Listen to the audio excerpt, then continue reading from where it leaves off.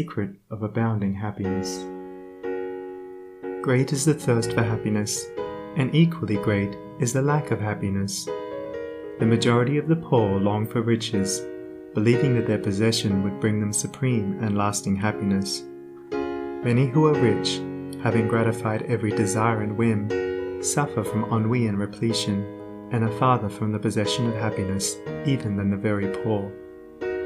If we reflect upon this state of things, it will ultimately lead us to a knowledge of the all-important truth that happiness is not derived from mere outward possessions, nor misery from the lack of them.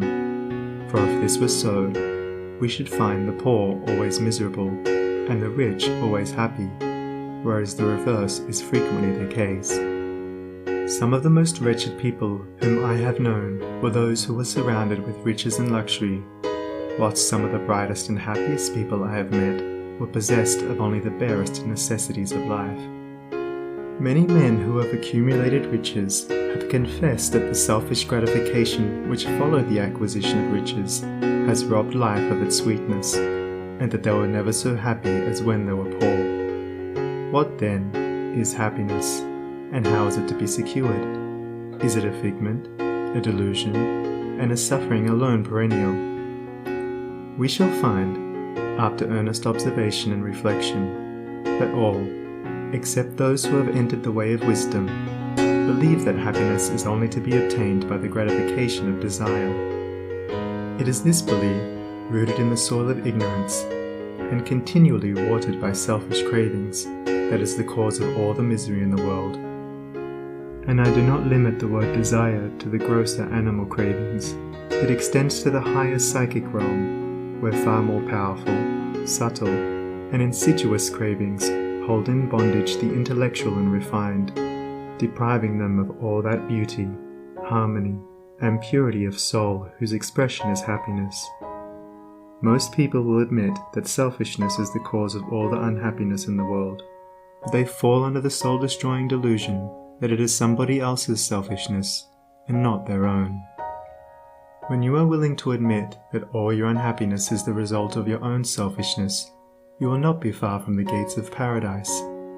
But so long as you are convinced that it is the selfishness of others that is robbing you of joy, so long will you remain a prisoner in your self-created purgatory. Happiness is that inward state of perfect satisfaction which is joy and peace, and from which all desire is eliminated. The satisfaction which results from gratified desire is brief and illusionary, and is always followed by an increased demand for gratification. Desire is as insatiable as the ocean, and clamors louder and louder as its demands are attended to.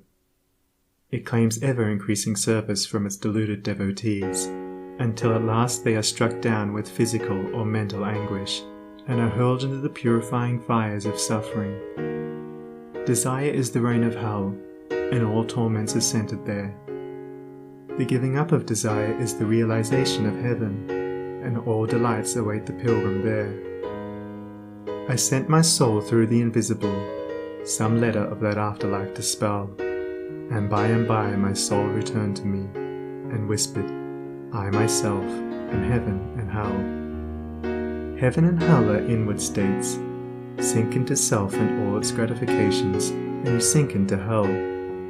Rise above self into that state of consciousness which is the utter denial and forgetfulness of self, and you enter heaven. Self is blind, without judgment, not possessed of true knowledge, and always leads to suffering. Correct perception, unbiased judgment, and true knowledge belong only to the divine state, and only insofar as you realize this divine consciousness can you know what real happiness is. So long as you persist in selfishly seeking for your own personal happiness, so long will happiness elude you, and you will be sowing the seeds of wretchedness. Insofar as you succeed in losing yourself in the service of others, in that measure will happiness come to you, and you will reap a harvest of bliss. It is in loving, not in being loved, the heart is blessed. It is in giving, not in seeking gifts, we find our quest. Whatever be thy longing or thy need, that do thou give, so shall thy soul be fed. and thou indeed shalt truly live. Cling to self, and you cling to sorrow. Relinquish self, and you enter into peace. To seek selfishly is not only to lose happiness, but even that which we believe to be the source of happiness. See how the glutton is continually looking about for a new delicacy wherewith to stimulate his deadened appetite, and how bloated, burdened, and diseased, scarcely any food at last is eaten with pleasure. Whereas, he who has mastered his appetite, and not only does not seek, but never thinks of gustatory pleasure, finds delight in the most frugal meal. The angel form of happiness, which men, looking through the eyes of self, imagine they see in gratified desire, when clasped is always found to be the skeleton of misery. Truly, he that seeketh his life shall lose it, and he that loseth his life shall find it. Abiding happiness will come to you when, ceasing to selfishly cling, you are willing to give up. When you are willing to lose, unreservedly, that impermanent thing which is so dear to you, and which, whether you cling to it or not, will one day be snatched from you, then you will find that that which seemed to you like a painful loss turns out to be a supreme gain.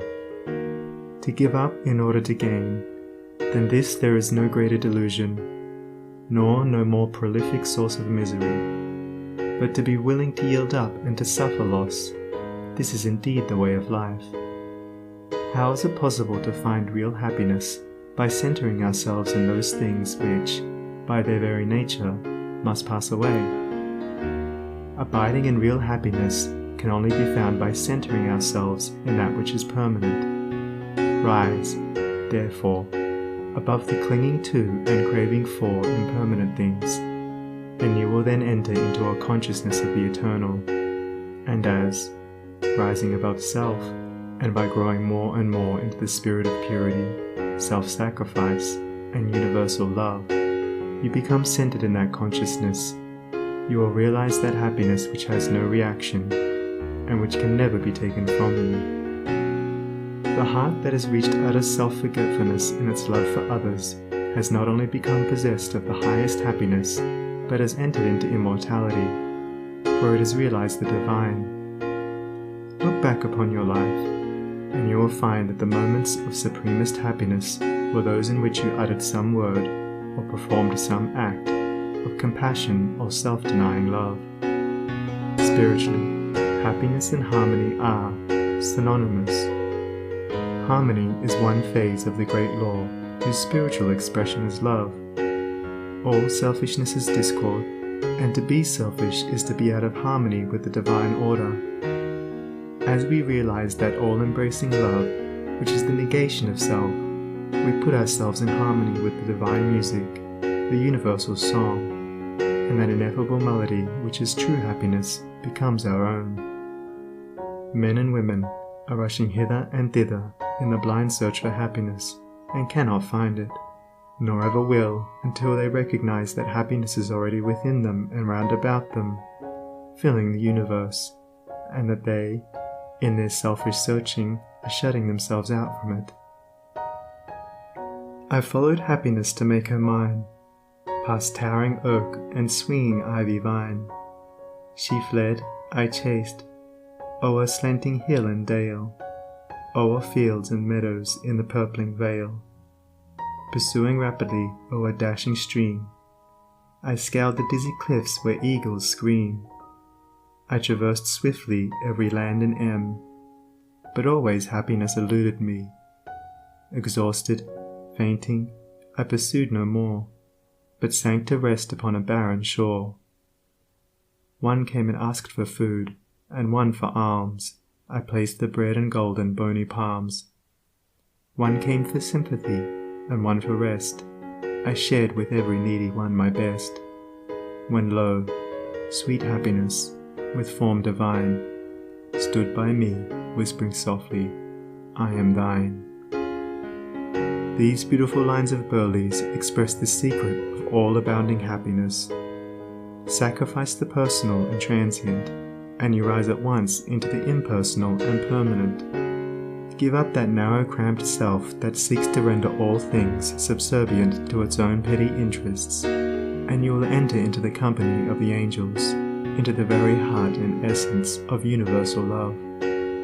Forget yourself entirely in the sorrows of others and in administering to others, and divine happiness will emancipate you from all sorrow and suffering. Taking the first step with a good thought, the second with a good word, and the third with a good deed, I entered paradise. And you also may enter into paradise by pursuing the same course. It is not beyond, it is here. It is realized only by the unselfish.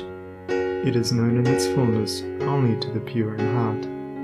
If you have not realized this unbounded happiness, you may begin to actualize it by ever holding before you the lofty ideal of unselfish love and aspiring towards it.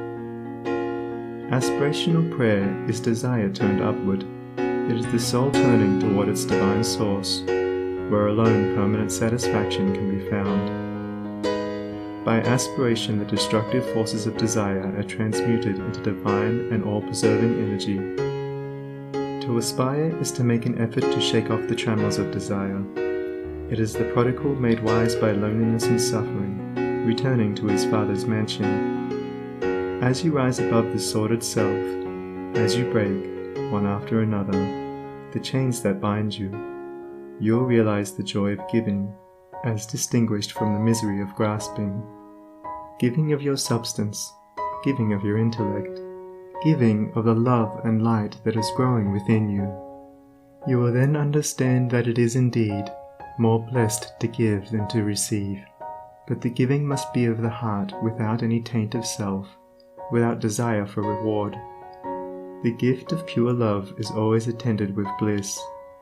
If, after you have given, you are wounded because you are not thanked or flattered, or your name put in the paper, know then that your gift was prompted by vanity and not by love, and you were merely giving in order to get, were not really giving, but grasping. Lose yourself in the welfare of others. Forget yourself in all that you do. This is the secret of abounding happiness.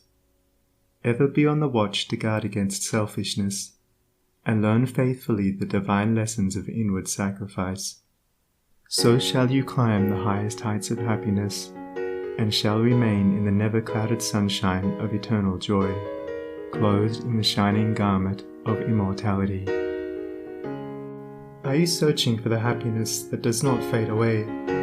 Are you looking for the joy that lives and leaves no grievous day? Are you panting for the waterbrooks of love and life and peace? Then let all dark desires depart and selfish seeking cease. Are you lingering in the paths of pain, grief-haunted, stricken sore? Are you wandering in the ways that wound your weary feet the more? Are you sighing for the resting place where tears and sorrows cease? Then sacrifice your selfish heart and find the heart of peace.